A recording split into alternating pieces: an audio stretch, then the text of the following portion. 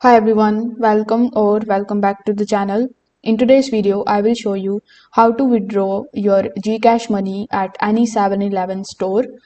This method is fast, simple, and it works even if you don't have a bank account. So to begin, first of all, you need to launch your Cash App application on your phone, then log in into your account if you haven't already.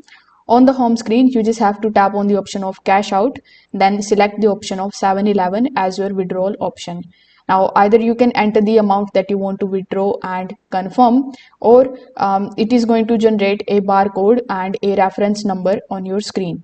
Now, when you go to the nearby 7-Eleven store, you need to find the CLiQQ machine inside the store. On the screen, simply select the e-money option, then choose GCash and scan your barcode or enter the reference number. After that, go to the counter and tell the cashier that you are withdrawing the GCash.